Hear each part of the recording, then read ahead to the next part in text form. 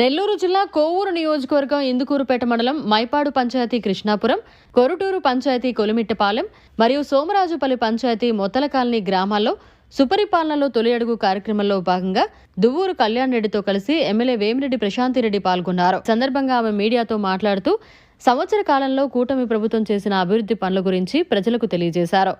ఊరికి రావాలంటే నాకు చాలా ఇష్టం. వచ్చేటప్పుడే చెప్పాను కళ్యాణ్కి తొందరగా పంపించాలని చెప్పి, కానీ అక్క తీసుకుపోయే వరకే మా దగ్గర ఉంటుంది టైము, వచ్చేది మా చేతుల్లో లేదు అని చెప్పాడు. ఎందుకంటే మీ గ్రామానికి అన్ని వేళలా నేనొచ్చి మీ దగ్గర సమస్యలు చూసేదానికన్నా కళ్యాణ్ రెడ్డి, వీరేంద్ర నాయుడు, మిగతా ఇక్కడున్న అందరూ నాయకులు, కమలాకర్ అయితేనేమి, అందరూ కూడా మీ సమస్యలన్నీ తెలుసుకొని ముఖ్యంగా ప్రతి ఒక్కరూ మీకు అండగా ఉంటున్నారు. దానికి నిజంగా వాళ్ళందరికీ కూడా నేను ధన్యవాదాలు తెలుసుకుంటున్నాను. కళ్యాణ్ ఎప్పుడు మీ గురించే చెప్తూ ఉంటాడు, మా కృష్ణాపురంలో అది కావాలి ఇది కావాలి అక్క, మా కాపులు వచ్చారు చూడండి చూడండి మాట్లాడండి నేను చెప్తూ ఉంటాడు, మీ సమస్యలన్నీ చెప్తుంటాడు. తప్పకుండా ఈ రోజు కూడా అన్న చెప్పే ముందే ఆ సమస్యలన్నీ నాకు రాసి ఆల్రెడీ ఇచ్చేశాడు. సో ఆ సమస్యల గురించి కూడా నేను మాట్లాడబోతున్నాను. ముఖ్యంగా ఈ సుపరిపాలనలో తొలి అడుగు అనే కార్యక్రమం ఎందుకు చేసుకుంటున్నామో మీకు అందరికీ తెలుసు కదా. చంద్రబాబు నాయుడు గారు అధికారంలోకి వచ్చి ఇప్పటికి 13 నెలలు పూర్తి అయింది. ఈ 13 నెలల్లో మనం ఎలక్షన్ ముందు మీ ఊరికి వచ్చి చాలా మాటలు చెప్పాను మీకు. నేను పెన్షన్ 4000 ఇస్తామని చెప్పాం. అదేవిధంగా గ్యాస్ సిలిండర్ పథకం, దీపం పథకం 2 కింద గ్యాస్ సిలిండర్ ఇస్తానని చెప్పాం. మత్స్యకార భరోసా ఇస్తామని చెప్పాం. అదేవిధంగా తల్లికి వందనం ఇస్తామని చెప్పాం.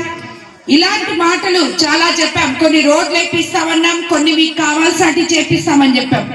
ఈరోజు 13 నెలల తర్వాత మేమందరం ఎమ్మెల్యేలమై తిరిగి మళ్ళీ మీ దగ్గరికి ఇంత సంతోషంగా మేము రావడం, అంతే సంతోషంగా మీరు మమ్మల్ని ఆహ్వానించడం నిజంగా చాలా గొప్ప విషయం అనిపిస్తుంది.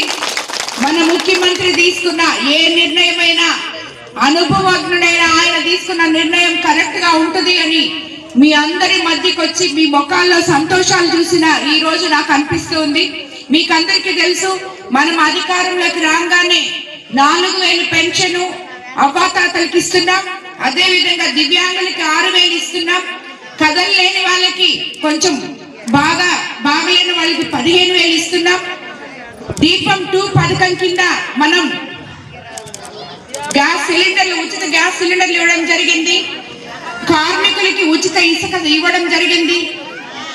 ల్యాండ్ యాక్ట్ రద్దు చేసి ఎంతో మంది రైతులు ఉన్నారు ఇక్కడ, మనకి రైతులకు మేలు జరగడం జరిగింది. అదేవిధంగా అన్నిటికన్నా ముఖ్యమైన పథకం మన తీర ప్రాంత ప్రజలకి మత్స్యకార భరోసా 10,000 ఉన్న వాళ్ళు ఇంతకు ముందు మీకు 10,000 ఇచ్చేది ఈ రోజు 20,000తో వేట నిషేధమైన పక్క రోజే మీకు అందించడం జరిగింది. అది మన ముఖ్యమంత్రి గారి సమర్థత.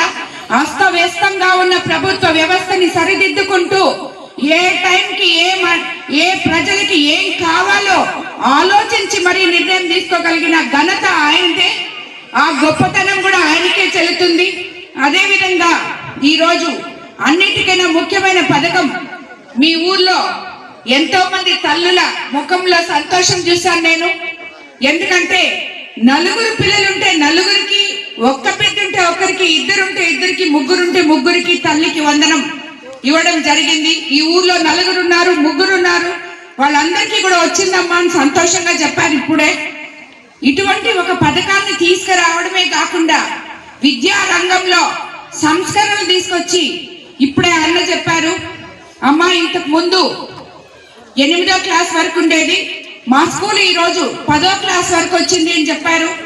అలాగా సంస్కరణలు తీసుకొచ్చి స్కూల్స్ పెంచి టీచర్లు కూడా ఎక్కువ మంది ఉన్నారమ్మా అని చెప్పారు. ఒక్క క్లాస్ కి ఒకే టీచర్ అనే కాన్సెప్ట్ తో ఈ రోజు పిల్లలకి చదువు చెప్తూ, అలాగే టంగుటూరి వీరేశపంతులు గారి పేరుతో